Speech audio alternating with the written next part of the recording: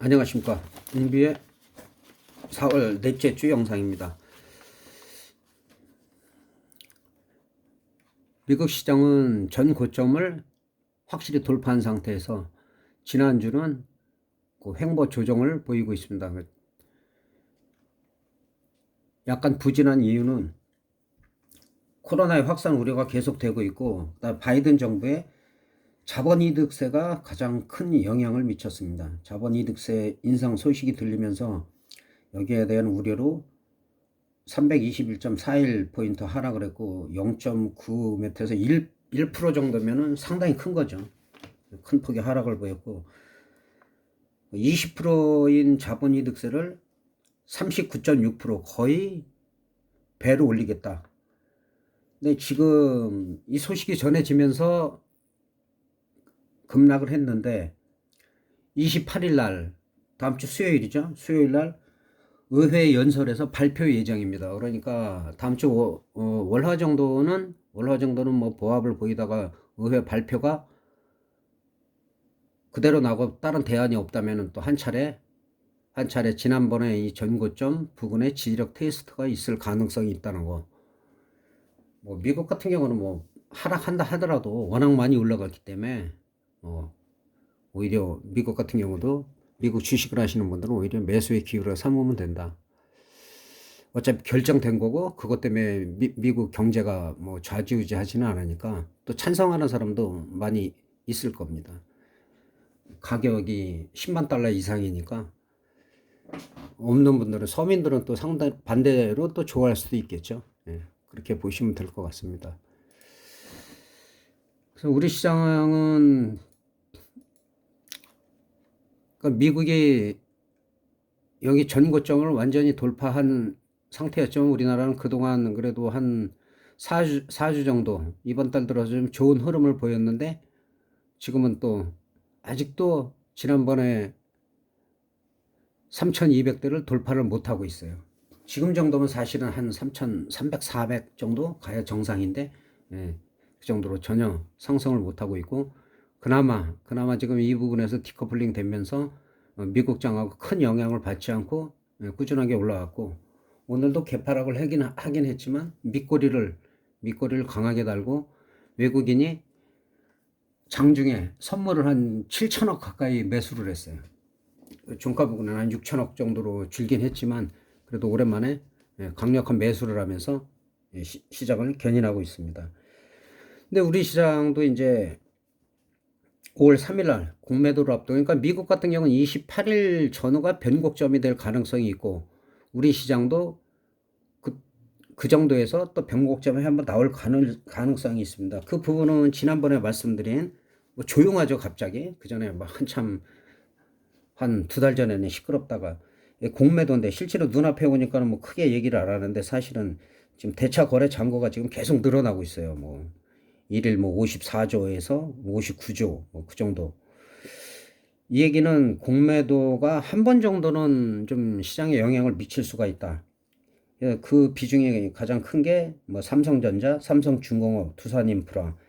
그다음에 코스닥에서 셀트리온이 그 코스닥 코스피 통틀어서 가장 그 많습니다. 1조 한 1,018억 정도로 최고고 그다음에 현대차의 5배예요. 현대차가 2천억이 좀 넘는데 근데 공매도가 시작될 경우는 코스피보다도 개인들이 많은 코스닥에서 좀 우려가 된다. 그래서 이따 종목 분석에서는 이 종목들 지금 말씀드린 삼성전자, 삼성중공업, 두산인프라, 셀트리온, 현대차 이 정도로 한번 간단하게 설명을 드리겠습니다. 그래서 코스피보다 코스닥이 좀 우려가 된다.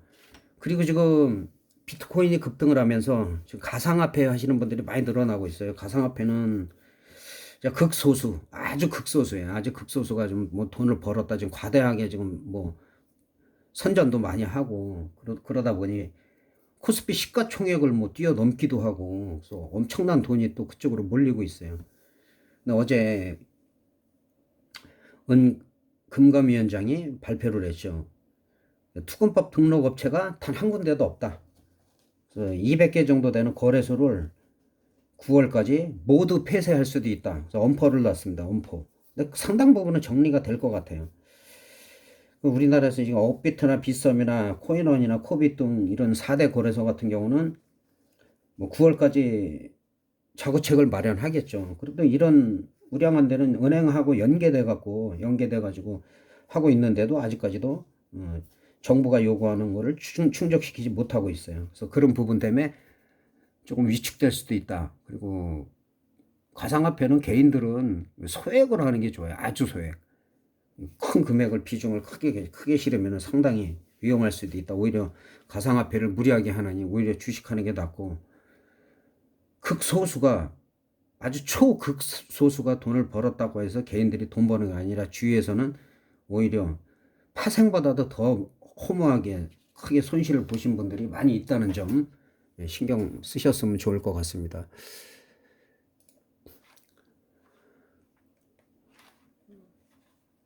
선물 옵션 설명을 드리겠습니다. 선물 옵션도 비슷하죠. 선물 옵션도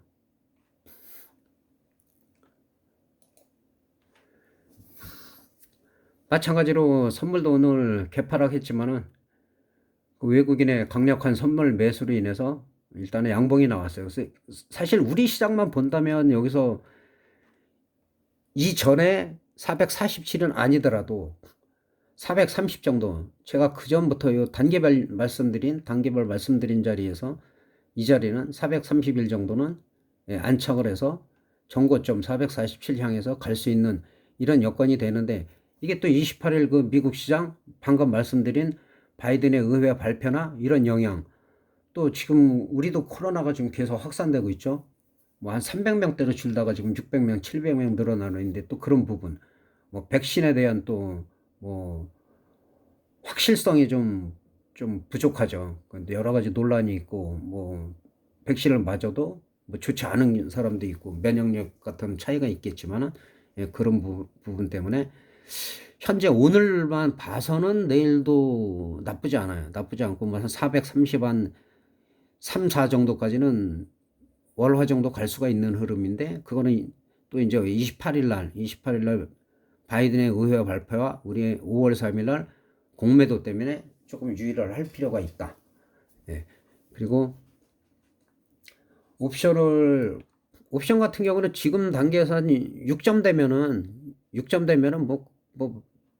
딴 달에 비해서 그냥 비슷하죠. 비슷하고, 이 얘기는 다음 주에 걸쳐서 최소한 등 가격이 3, 4 정도까지 밀린다. 그래서 어쨌든 간에 현재 옵션만 해갖고는 크게 수익 나기가 어렵고, 또 하나 가장 중요한 거 지난달에 제가 말씀드렸죠. 옵션 같은 경우는 작년 같은 경우는 설 지나서 10,000%가 넘게 터지고, 또 기술적 반등에서 4,000%, 그 다음에 다시 코로나 재확산을 하면서 25,400%가 터지고, 뭐요. 그 다음에 하반기에도 엄청나게 터졌죠. 몇천 프로는 막 터졌고, 그 다음에 18만 프로, 그 전까지는 10만 프로가 기록이었는데, 그걸 경신을 해갖고, 뭐, 기간이 좀 몇 주 동안에 터지긴 했지만은, 최대 18만 프로. 그러니까 막 상상할 수 없게 터졌는데, 지금 올해 들어서 4월 달까지 지금 조용해요. 근데 이런 적이 거의 없어요. 거의 한두 번은 1000% 이상이 대박이 나오는데, 5, 6, 7, 8 그렇게 보더라도 나올 수도 있다. 그래서 그럴 때는 내가 꼭 수익을 올린다가 그걸 다 먹겠다가 아니라, 거기서 뭐 300%든 반이든 욕심을 버리고 리스크 관리를, 항상 이게 파생이든 주식이든 뭐 해외 선물이든 가상화폐든 벌라고만 들어가면 안 돼요. 리스크 관리. 이게 내가 잘못 봤다 했을 때 빨리 손절하고 오히려 쉬는 거, 휴식을 자주 하는 사람들이 기회를 또 노릴 수가 있다는 거 말씀드릴 수가 있겠습니다. 그리고 지금 현재로서는 월요일, 화요일도 이제 또 프리미엄 감소하면은 이런 게 또 1.0 이하로 떨어질 가능성이 있고, 갭상승하지 않는 한, 그 다음에 풋옵션도 마찬가지죠. 그러니까 지금 같은 경우는 월요일장 같은 경우도 한 442.5, 442.5, 요 밑으로 등가격에서 요 부분, 물론 뭐 내가격에 미리 잘 잡으신 분들은 뭐 이쪽에서 하시면 되지만, 평균적으로 대부분 보면은 자꾸 싼 거만 찾는데, 이제 다음 주에는 여기가 이제 0.01로 바뀌기 시작하겠죠. 예. 풋은 이제 많으니까 이쪽은 또 계속 또 더 많이 빠른 속도로 0.02는 해갖고 점점 줄어들기 시작하니까 일단은 1.0 아래로는 가급적이면은 그날 단타로다가 뭐 금액이 너무 크지 않아서 작은 금액을 하시는 분은 몰라도 수량을 줄이더라도 오히려 한 1.0에서 한 3.0 사이, 이 정도로 매매하는 게 좋다. 지금은 마찬가지로 풋옵션도 1.0대에서 한 3.0 이 정도로다가 개인들은 매매하시는 게 좋다. 옵션, 콜옵션, 풋옵션 뭐 간단하게 한 종목씩을 살펴보면은 분봉으로 봐야 되겠죠. 30분봉으로 한번 살펴보겠습니다. 콜옵션 같은 경우는 외가격 같은 경우는 한 300%좀 넘게 상승을 했었어요. 예. 그리고 다 죽여버리죠. 프리미엄. 예. 그러니까 뭐 좀 무섭다고 봐야죠. 이거 뭐 특히 이런 장에서는 계속 뭐 와리가리 해갖고 박스권 매매해서 옵션 매매 하시는 분들은 이런 자리에서 뭐지 2, 3일 정도 잘 하시는 분들이 있지만 그게 늘 잘할 수는 없기 때문에 요즘은 옵션만 해갖고는 좀 수익 올리기가 쉽지 않다. 오히려 선물을 그래서 병행해서 하시라고 제가 항상 말씀드리고, 까치밥이나 좀 작으신 분들은 어쩔 수 없이 옵션을 뭐 할 수밖에 없으니까, 풋옵션도 마찬가지예요. 예, 급락했다가 뭐 한 200%도 안 되죠. 예, 그리고 거기서 왔다 갔다 하고, 그리고 프리미엄을 계속 죽일 수밖에 없는 상태이기 때문에 오히려 화요일 정도 오후에 흐름을 보고, 예, 봐야 된 영향이 과연 어떻게 나타나느냐, 과연 아니면 또 서민들이 또 좋아해서 또 반대로 발표할 때 또 급등을 할지, 그러니까 그런 부분이 중요한 거예요. 무조건 어제는 빠졌지만 어제는 뭐 기관 투자자나 이런 사람들은 다 던져버리겠죠. 던졌는데 또 반대로 좋아하는 국민들 수가 많거나 그럼 뭐 또 영향을 안 받을 수 있고, 근데 일시적인 충격은 받을 수가 있어요. 기관들은 좀 대의적인 걸 보니까 서민들이야 뭐 없는 사람들이야 뭐 해당 안 되고 그런 사람은 관계 없겠죠. 우리나라도 뭐 세금 얘기 나오면 부자들은 좀 안 좋죠. 강남 쪽에서 그러니까 항상 야당표가 많듯이, 예, 그런 부분도 생각을 해 두시고, 그러나 아직까지도 오늘 같은 경우도 뭐 양매수라든지 이렇게 해서 뭐 오바나잇 이런 거는 상당히 위험하다. 그거는 오래 하시는 분들이 촉이 있어요. 아, 이게 갑자기 시장이 어떤 하락할 수가 있는 게 생긴다 그럴 때 소액으로 일단 하고 그 다음 날도 분명히 기회가 와요. 그 방향으로다가. 그렇기 때문에 물량을 너무 많이 실어서 오버나잇 하거나 그다음에 풀베팅을 하거나, 예, 그런 부분들이 문제가 되는 거지. 정상적으로 매매를 하면은 특히 선물 같은 경우는 그렇게 위험하지 않아요. 요즘은 승수도 2분의 1로 줄어들었고, 예, 선물 같은 경우도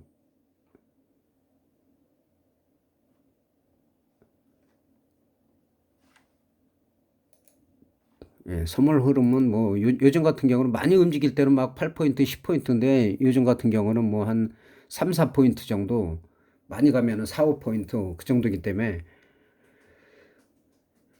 옛날에는 1포인트에 50만 원이었잖아요. 지금 25만 원, 승수가 2분의 1로 줄었기 때문에, 예, 선물 잘 하시는 분들은 오히려 요즘 같은 경우는 선물로 꾸준하게 하시는 게 더 낫습니다.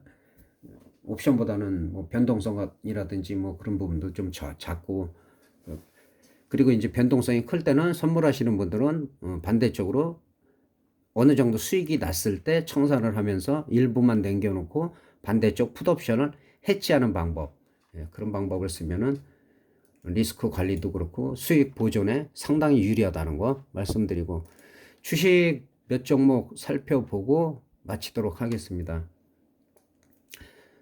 지난주에 새로운 거 제가 포스코 말씀드렸죠. 포스코 이 자리인데, 예, 어쨌든 간에 상승을 했어요.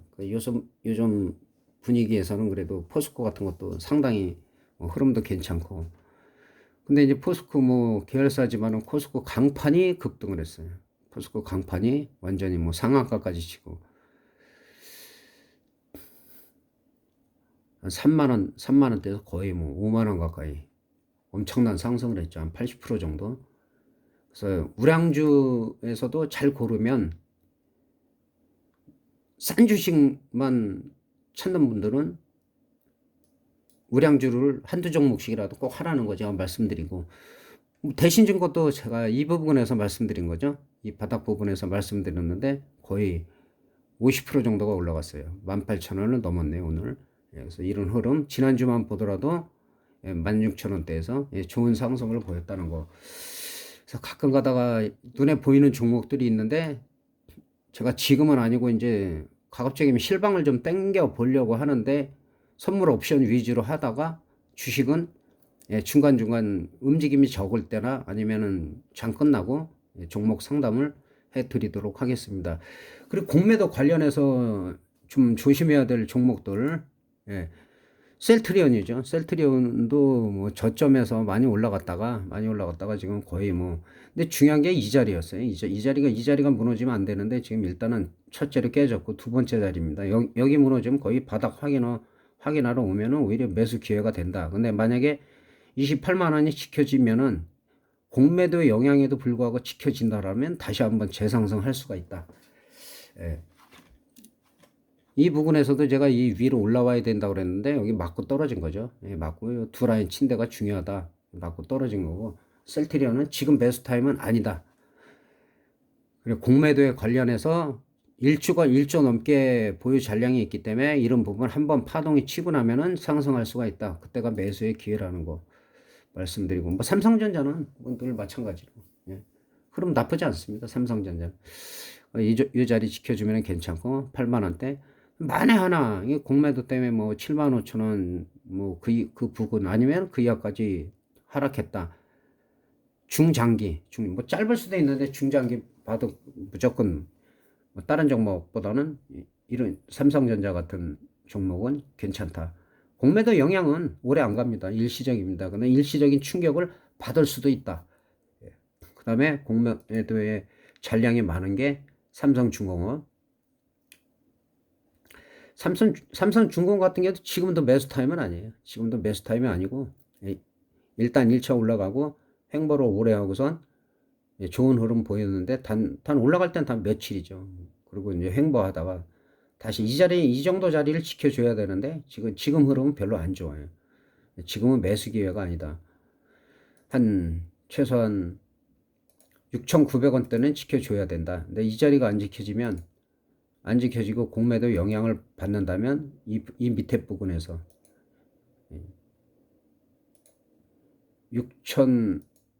6,500원짜리나 6,000원짜리는 지켜져야 된다. 이 부분에서는 매수 기회다.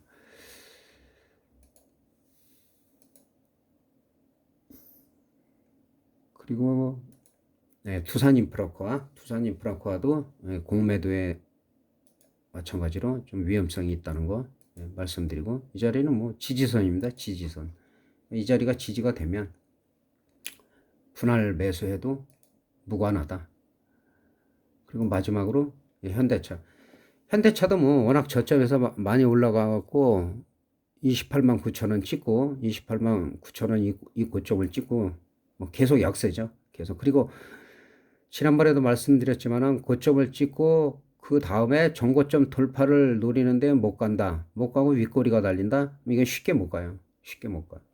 계속 지금 하락 중이고, 만약에 오늘 자리만 보더라도 지금 매수는 아니다. 매수는 아니다. 1차적으로는 21만 원, 20만 원이 지켜져야 된다. 공매도 영향으로 여기를 이탈하고 나면 오히려 매수 기회가 올 수 있다는 거. 그래서 이런 종목들이 뭐 다 이탈한다는 게 아니라 공매도 영향이 어쨌든 간에 일시적으로는 나올 수가 있다는 거. 일시적으로 나오는데 그것이 뭐 우리 시장의 뭐 붕괴나 그렇게 될 수는 없고, 오히려 주식하시는 분들은 우량주로 갈아탈 기회다.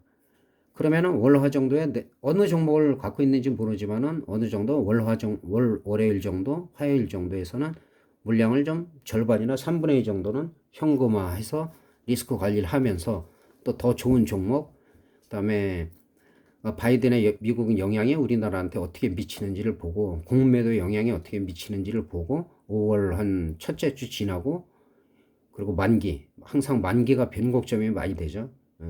그 뒤로 만약에 그런 게 모든 게 해소가 됐다 그랬을 때는 또 오히려 강한 상승을 할 수가 있으니까, 그런 부분 염두에 두시고 주말 잘 지내시기 바랍니다. 감사합니다.